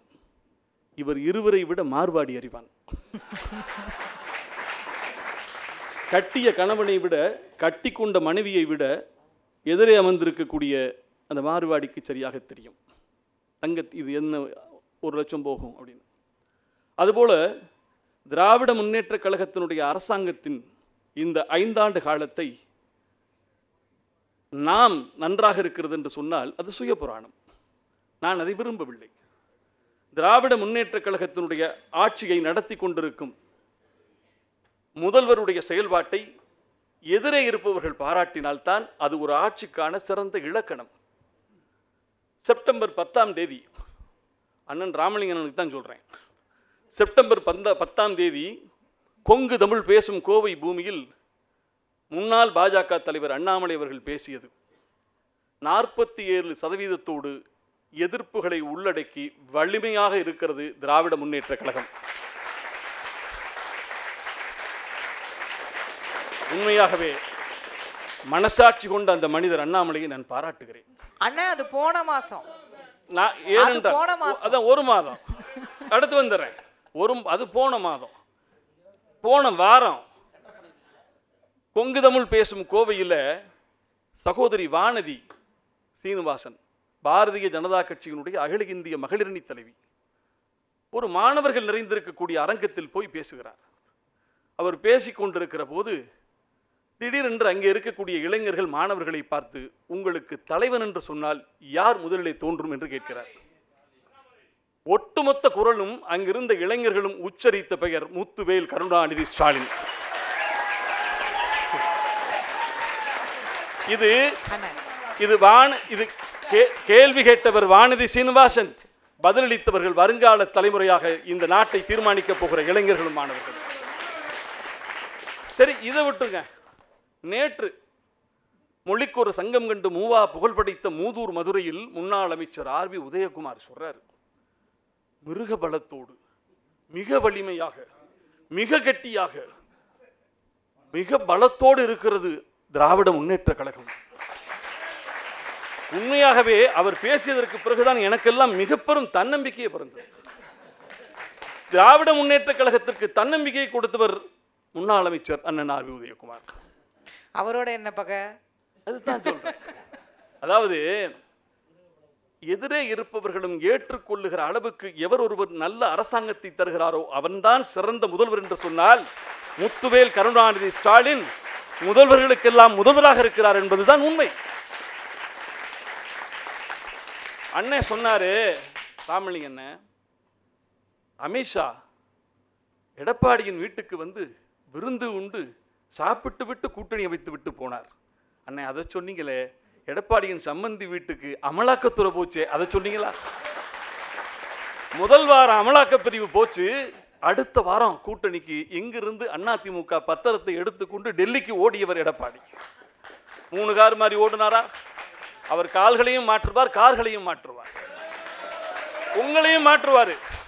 ஏனென்று சொன்னால் 2019 நாடாளுமன்ற தேர்தலுக்கு முன்பு டெல்லிக்கு சென்று மோடி அவர்களுடைய வலப்பக்கத்தில் உட்கார்ந்து வரதட்சணையை வாங்கிக்கிட்டு தாலி கட்டாமல் தப்பி ஓடி வந்த மாப்பிள்ளை எடப்பாடி என்பதை நீங்கள் மறந்து விடாது. வெளியே வந்து சொன்னார், 3வது முறையாக மோடி பிரதமராக வருவதற்கு நாங்கள் துணை நிற்போம், சொல்லிவிட்டு வந்து உங்களை கலற்றி விட்டவர் எடப்பாடி. நம்பகத்தன்மை என்கின்ற சொல்லுக்கு பொருத்தம் இல்லாதவர், பொருந்தாதவர் இந்தியாவில் யார் என்று கேட்டால் எடப்பாடி என்று சொல்வார்கள். நான் இதை சொல்வதற்கு காரணம், அடுத்து இன்னொன்று சொன்னாங்க அண்ணன் பேசுகிற போது, விடுதலை சிறுத்தைகள் கம்யூனிஸ்டுகள் எல்லாம் ஒரே கூட்டணியில் இருக்கிறது, கொள்கையால் ஒன்று சேர்ந்தவர்கள் எப்பொழுதும் ஒன்றாக இருப்பார்கள், தேர்தல் கூட்டணி என்கிற தற்காலிக சுகத்திற்கும் சுயநலத்திற்கும் சேர்பவர்கள் அடித்துக் கொண்டு ஓடுவார்கள். அண்ணனும் தம்பியும் பல வருஷமா ஒன்றா இருந்து அது தப்பா? அடுத்து விடுதலை சிறுத்தைகள் குறையாக சொன்னார்கள், கொடியேற்ற முடியவில்லை, கம்யூனிஸ்டுகள் குறை பேசுகிறார்கள். திராவிட முன்னேற்ற கழகத்தில் மட்டும்தான் குறைகள் இருந்தாலும் பேசக்கூடிய ஜனநாயகம் இருக்கும். ஆனால் அங்கே வந்து அமித்ஷா பேசும்போது பக்கத்தில் எடப்பாடி கையை கட்டி கொண்டு வேடிக்கை தான் பார்க்க முடியுமே தவிர உதடு திறந்து ஒரு வார்த்தை பேச முடியாது. ஏனென்று சொன்னால் நீங்கள் அமைத்திருப்பது கூட்டணி அல்ல, பிணை கைதிகள். நீங்கள் உங்களை உருவாக்குகிற கூட்டணி எது? உங்களை உருவாக்குகிற கூட்டணி ஒன்று அமலாக்க பிரிவு, இல்லை என்று சொன்னால் சிபிஐ. அமலாக்க பிரிவை வைத்து ஈரோட்டிலே சம்மந்தியை பிடித்து எடப்பாடியை பிடித்தவர்கள் இப்பொழுது சிபிஐயை வைத்து கரூரிலே காலிருக்கிறார். ஈரோட்டுக்கு அமலாக்க பிரிவு, கரூருக்கு சிபிஐ. கரூருக்கு ஐடி முன்னாடி போயிருச்சே, எதுக்கு? அதை எதிர்கொண்டு நிற்கிறோம். நீதிமன்றத்தில் வென்று மீண்டும் அமைச்சராகலாம் என்று தீர்ப்பை பெற்றிருக்கிறோம். ஒன்றை புரிஞ்சுங்கம்மா, எல்லோருக்கும் உடம்புல தழும்பு இருக்கும், திமுக காரனுக்கு தழும்புல தான் உடம்பு இருக்கும். இந்த சிபிஐ, இந்த அமலாக்க பிரிவு, இந்த துறைகளை எல்லாம் தொடங்குவதற்கு முன்பே திராவிட முன்னேற்ற கழகம் இந்திய அரசியலை வழிகாட்டிய இயக்கம். இதெல்லாம் துவங்குவதற்கு முன்பே இந்திய அரசியலை வழிகாட்டிய இயக்கம் திராவிட முன்னேற்ற கழகம். ஆட்சி மாற்றம், ஆட்சி மாற்றம் என்று பேசுகிறார்கள். நான் ஒன்றே ஒன்று கேட்கிறேன், அதிமுக ஆட்சி நடக்கிற போது, அனைத்திந்திய அண்ணா திமுக ஆட்சி நடக்கிற போது, எடப்பாடி முதலமைச்சராக இருக்கிற போது பாராளுமன்ற தேர்தல் நடந்தது. 39 தேர்தலில் தொகுதியில் 38 தொகுதிகளை முத்துவேல் கருணாநிதி ஸ்டாலின் கொத்தி கொண்டு வந்தார். எடப்பாடி ஆட்சி நடத்துகிற போது திராவிட முன்னேற்ற கழகம் 39க்கு 38 வென்று காட்டுகிறது. இப்பொழுது திராவிட முன்னேற்ற கழகத்தின் ஆட்சி நடக்கிறது, 39க்கு 39 வென்று காட்டுகிறது. நான் கேட்கிறேன், ஆட்சி மாற்றம் என்கின்ற எண்ணம் மக்களிடம் இருந்தால் அதன் 4வது ஆட்சி 4 வருஷத்தினுடைய காலத்தில் 4வது வருடம் நடக்கிற போது நடந்த பாராளுமன்ற தேர்தலில் 100% வெற்றியை மக்கள் கொடுப்பார்களா? கேட்கறது சொல்லுங்க. எடப்பாடியின் ஆட்சியில் இடைத்தேர்தல் நடந்தது, 22 தொகுதிகளிலே 13 தொகுதிகளை திமுக வென்றது. நீ ஆட்சி நடத்தினாலும் திமுக ஜெயிக்குது, திமுக ஆட்சி நடத்தினாலும் திமுக ஜெயிக்குது. ஆட்சி மாற்றம் என்ற எண்ணம் மக்களிடம் இல்லை. காரணம், இந்த அரசு 5 ஆண்டு காலத்தில் இந்தியாவினுடைய பொருளாதார வளர்ச்சி 6.5%. திராவிட முன்னேற்ற கழகம் ஆட்சி நடத்தும் தமிழகத்தின் பொருளாதார வளர்ச்சி 11.69%. இந்தியாவின் வளர்ச்சியை விட முத்துவேல் கருணாநிதி ஸ்டாலினுடைய உழைப்பு தமிழகத்திற்கு இரட்டிப்பு வளர்ச்சியை கொடுத்திருக்கிறது. மறுக்க முடியுமா? கல்வி ஒருவனுக்கு கிடைக்க பெற்றால் அவன் எல்லாமும் பெற்றவனாகி விடுவான் என்று சொன்னார் தந்தை பெரியார். இன்றைக்கு கல்விக்கு இந்தியாவிலேயே அதிகமான நிதியை ஒதுக்கக்கூடிய ஒரே அரசாங்கம் திராவிட முன்னேற்ற கழகத்தில். மறுக்க முடியுமா? கல்வி, சுகாதாரம், விவசாயத்தில் போன வருடம் 3.5 லட்சம் ஏக்கர் நெல் விளைவிக்கப்பட்ட தமிழகத்தில் இந்த ஆண்டு 9 லட்சம் டன் நெல் விளைவிக்கப்பட்டிருக்கிறது. கல்வியில் சிறந்திருக்கிறது, மருத்துவம் செழித்திருக்கிறது. தமிழகத்தை பொறுத்தவரை உரிமைகளை எந்த நிலையிலும் விட்டுக் கொடுக்காத ஆட்சி முத்துவேல் கருணாநிதி ஸ்டாலினுடைய ஆட்சி. மக்களை அவர் நம்புகிறார். திராவிட முன்னேற்ற கழகத்தின் பிரதான கூட்டணி என்பது மக்களோடு வைத்திருக்கக்கூடிய கூட்டணி. அதற்கு பிறகு தன்னை ஏற்றுக்கொள்ளக்கூடிய கொள்கையின் அடிப்படையிலே இருக்கக்கூடிய இயக்கங்களை தன்னோடு அரவணைத்து வைத்துக் கொள்வது. குறைகள் வரும். நெல்லுக்கும் உமியுண்டு, நீருக்கும் நுரையுண்டு, புள்ளிதழ் பூவிலும் முள்ளுண்டு என்று சொல்வார்கள். குறைகளற்ற அரசாங்கம் உலகத்தில் கிடையாது. மோடியின் அரசாங்கத்தில் குறைகள் என்று சொல்ல முடியுமா? நம்ம எல்லாம் வரி குதிரைகளாக வைக்க இல்லையா? சொல்லு பாருங்க, எத்தனை வரி! உலகத்திலேயே அதிகமாக வரி கட்டக்கூடிய அப்பாவி மக்கள் வாழக்கூடிய ஒரே தேசம் இந்தியா அல்லவா? திராவிட முன்னேற்ற கழகம் என்பது உரிமைகளை விட்டுக் கொடுக்காது, மொழி உணர்வை விட்டுக் கொடுக்காது, தமிழகத்துடைய வளர்ச்சியை விட்டுக் கொடுக்காது. நீங்கள் கல்விக்கு பணம் தர மாட்டேன் என்று நீங்கள் கட்டாயப்படுத்தினாலும் நாங்கள் ஹிந்தியை ஏற்றுக்கொள்ள மாட்டோம், உங்கள் திணிப்புகளை ஏற்றுக்கொள்ள மாட்டோம். எங்களை பொறுத்தவரை அடுத்த கூட்டணி ஒன்னே ஒன்று வச்சுங்க சார். சரி, விஜய் அங்க போயிட்டா என்ன பண்ணுவீங்க? ஒன்று நான் வந்துடுறேன், இங்க வந்துடுறேன். தமிழக வெற்றி கழகம் பாவங்க, கவுன்சிலர் எலெக்ஷன்ல கூட இன்னும் போட்டியிடாத விஜயின் மீது இந்த நாட்டை ஆளக்கூடிய கட்சிக்கும் இந்த நாட்டை ஆண்ட கட்சிக்கும் எவ்வளவு பற்று, எவ்வளவு பாசம். தன்னை காதலிக்காத பிள்ளை மேல ஆசிட் ஊத்துற மாதிரி தாவேக்கா விஜய் மட்டும் வீட்டு கூட்டணிக்கு வரலைன்னா விஜயை இவர்களை போல குதிரை போறவர்கள் யாருமே கிடையாது. விஜய் வீட்டுக்கும் சிபிஐ போகும், அது ஏற்கனவே போயிருச்சு, தொக்கியை போட்டிருக்காங்க. அதாவது ஒரு அரசன் என்ன செய்யனா, தன் மகளை கட்டி கொடுப்பதற்காக ஒரு போட்டி வச்சான். ஒரு பெரிய நீண்ட நீச்சல் தொட்டியை கட்டி அதில் முதலையை பூரா விட்டான். முதலையை பூரா விட்டுட்டு ஒரு மாசமா முதலைக்கு ஜோறு போடலை. ஊர் மக்களை எல்லாம் அழைத்தான். யார் ஒருவன் இந்த நீச்சல் குளத்தில் இங்கே குதித்து அக்கறையில் ஏறுகிறானோ அவனுக்கு என் பெண்ணை கட்டி கொடுப்பேன்னு சொன்னான். ஒரு மாசமா முதலைக்கு ஜோறும் போடலை. இவ்வளவு முதலையை உள்ள விட்டுவிட்டு இதில் குதிச்சு ஏற சொல்கிறான்டா, இது பிள்ளையை கட்டி நம்ம சொத்தி தொழிலான்னு ஒருத்தன் கூட முன் வரலை. அந்த நேரத்தில் ஒரே ஒரு ஆள் குதிச்சிட்டான். குதிச்சு எப்படியோ வந்து பார்த்தா அக்கறையில் ஏறிட்டான். மன்னனுக்கு ஒரே ஆச்சரியம், மக்களெல்லாம் ஓடி போய், யாருக்குமே வராத துணிச்சல், எந்த இளைஞனுக்கும் வராத துணிச்சல் உனக்கு எப்படியா வந்துச்சு? வயசு கூட ஒரு 50-60 இருக்கும் போலயே, எப்படி தைரியமாக குதிச்ச அப்படின்லாம் சொன்ன போது அவன் சொன்னான், எவன்டா என்னை தள்ளி விட்டது, அட நாசமாக போகிறோன்னே எவன்டா என்னை தள்ளி விட்டதுன்னா. அதுபோல் மணமகளை மன்னனுடைய மகளை கட்டி வாழலாம் என்று நினைக்கக்கூடிய விஜயை தள்ளி விடுவதற்கு ஒரு கூட்டம் தயாராக இருக்கிறது. எங்கே தள்ளி விடலாம்? எடப்பாடி அங்கெங்கே கால் பிடித்து எப்படியாவது விஜயின் கால் பிடித்து ஒரு முறை வாய்ப்பு கிடைக்காதா என்று நினைக்கிறார். அடுத்து அண்ணன் வைகைச்சூரன் சொன்னார், ஒரே ஒருவர் ஒரே குடும்பம் என்று சொன்னார். நான் என்ன கேட்கிறேன், ஏன் எடப்பாடி முதலமைச்சர் செங்கோட்டையனை முதலமைச்சர் ஆக்கலாமே? ஏனென்று சொன்னால் எடப்பாடியிடம் தான் பணப்பெட்டி இருக்கிறது. ஆக பணப்பெட்டிக்கு நீங்கள் முக்கியத்துவம் கொடுக்கும் நீங்கள் ஜனநாயகத்தின் அடிப்படையில் அதிமுகவுக்கு எடப்பாடியை அரசியலுக்கு அறிமுகப்படுத்திய செங்கோட்டையனுக்கு இந்த வாய்ப்பு கொடுக்கலாமே? ஜனநாயகம் பேசக்கூடிய நீங்கள் அதையே சொல்லலாமே? நான் இன்னும் சொல்லட்டுமா, அனைத்து இந்திய அதிமுகவில் எத்தனை வாரிசுகள் இருக்காங்க என்று நான் பட்டியலிட்டுமா? வாரிசுகள் வந்தாலும் அவர்களை மக்கள் வணங்கி வாக்களித்து அமர்த்தினால்தான் உண்டு. அதனால தயவு உண்டு இந்த குடும்ப அரசியல் என்று சொன்னால் பாஜகவில் இல்லாத குடும்ப அரசியலா? ஆக சகோதரி, இனிமே மணி அடிக்க மாட்டாரு, மணியால் அடிப்பாரு. என் அன்பு சகோதரி, எனக்கு தெரியாது. என் அன்பு சகோதரர்களே, ஒன்றை மட்டும் சொல்லி நான் விடைபெற ஆசைப்படுகிறேன். கூட்டணிகள் எதுவாக இருக்கட்டும், முத்துவேல் கருணாநிதி ஸ்டாலின் அவர்களை பொறுத்தவரை அவர் மக்களை நம்புகிறார். நல்ல கவனிங்க, சேவை செய்து ஆட்சி அதிகாரத்திற்கு வந்தவர் மழை வெள்ளத்திலே மக்களுக்கு பாதிப்பு வந்து விடுமோ என்று பகலிரவு வாராமல் உழைத்து கொண்டிருக்கிறார். ஆனால் 41 பேர் இறந்ததற்கு பிறகு நாங்கள் 16 நாள் காரியம் முடிஞ்சுதான் பேசுவோம்னு சொல்லி ஆட்சி அதிகாரத்துக்கு ஆசைப்படுவர்கள் பனையூரிலே உறங்கி கொண்டிருக்கிறார்கள். மக்களை யார் நேசிக்கிறார்கள், மக்களுக்காக யார் உழைக்கிறார்கள் என்பது மக்களுக்கு தெரியும். கூட்டணிகளை கடந்து திராவிட முன்னேற்ற கழகத்தின் பின்னே இருக்கக்கூடிய கொள்கை கூட்டணியை எந்த மேகங்களாலும் கலைக்க முடியாது. நான் சொன்னது போல திராவிட முன்னேற்ற கழகம் என்பது கூட்டணிகள் மேகங்களுக்கு கடந்து வாழக்கூடிய வானம் என்று சொல்லி ஒன்று சொல்லி கடைசியாக முடிக்கிறேன். இவருக்கெல்லாம் முதலமைச்சர் யோகமே கிடையாது, ஜாதகத்தில் வழியே இல்லை என்று குறி சொன்னவர்களை கோமாளியாக்கியவர் முத்துவேல் கருணாநிதி ஸ்டாலின். ஆட்சியில் இருந்து கொண்டே ஆட்சியை 2வது முறை தொடரக்கூடிய சந்தர்ப்பம் எப்போதும் திமுகவுக்கு இருந்தது இல்லை என்று சிலர் கருத்து சொல்கிறார்கள். அந்த கருத்து கண்ணாயிரங்களுடைய முகத்திலே கரிபூச காத்திருப்பது முத்துவேல் கருணாநிதி ஸ்டாலின் தான். எதையும் கணக்கில் முடிச்சா சரியா இருக்கும். வரக்கூடிய 2026 தேர்தல் எல்லாருக்குமே ஒரு நல்ல உயர்வை தரப்போகிறது. அண்ணன் ஸ்டாலின் அவர்களுக்கு 1லிருந்து 2 என்கின்ற உயர்வை தரப்போகிறது. 2வது முதலமைச்சர். திராவிட முன்னேற்ற கழகத்திற்கு 6லிருந்து 7 என்கிற உயர்வை தரப்போகிறது. 7வது முறை திமுகவின் ஆட்சி. அதுக்காக அண்ணன் எடப்பாடிக்கும் எதையும் தராமல் காலம் விடாது. அவருக்கும் 10லிருந்து 11 என்கின்ற உயரத்தை தரப்போகிறது. 11வது தோல்வியை தரப்போகிறது.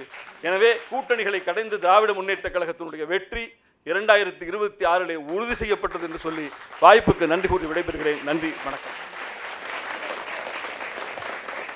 வானிலை எப்படி சட்டென்று மாறுமோ அந்த மாதிரி நம்ம எதிர்பாராமல் மாறக்கூடியது தான் இந்த கூட்டணியும். நம்ம ஒன்று நினைப்போம், அவங்க ஒன்று நினைப்பாங்க அப்படின்றது மாதிரி நம்ம எதிர்பார்க்கவே மாட்டோம். திடீர்னு இங்கே பேசிட்டு இருந்தவங்க அங்கே பேசுவாங்க. அதே சமயம் எப்படி கண்டிப்பாக ஸ்கூல் லீவ் விட்டால் வெயில் அடிக்குமோ அந்த மாதிரி அப்படி நடக்கிறதுக்கும் வாய்ப்புகள் இருக்குது. அதனால் வானிலை எப்படி மாறப்போகிறது, யார் பக்கம் மாறப்போகிறது அப்படிங்கிறது போக போக தான் தெரிய போகிறது. எல்லாருமே கணக்கு போட்டுட்ருக்காங்க அப்படிங்கிறது இந்த மேடையில் பேசினவங்களை வச்சு பார்க்கும்போதே நமக்கு தெரியுது. யாருடைய கணக்கு பலிக்க போகிறது, யாருடைய கணக்கு பலிக்க போகிறது இல்லை அப்படிங்கிறதுக்கு காலம் நமக்கு பதில் சொல்லும். இதற்கிடையில் இந்த மழை காலத்தை மகிழ்ச்சியாகவும் பாதுகாப்பாகவும் கடந்து வாருங்கள். அந்த பக்கம் சந்திப்போம், அப்போ பேசிக்குவோம் யார் எந்த கூட்டணியில் இருக்க போகிறாங்க இல்லை அப்படிங்கிறத. அனைவருக்கும் இந்த மழைக்காலம் அரசியல்வாதிகளுக்கு எப்படி அமைதோ இல்லையோ மக்களுக்கு மகிழ்ச்சியாகவும் பாதுகாப்பாகவும் அமையணும் அப்படிங்கிற வேண்டுதலோடு இந்த நிகழ்ச்சியை நிறைவு செய்வோம்.